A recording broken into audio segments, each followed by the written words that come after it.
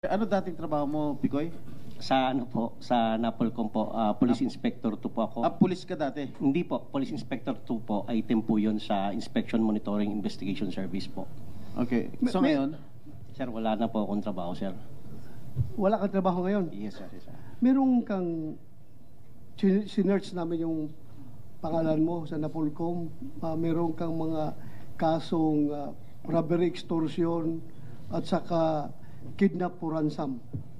Ano po itong mga kaso na Kulang ito? pa po yun, sir. Marami pa ako naging kaso. Bakit? Talaga bang blue violator ka? At Hindi dami po. mong kaso?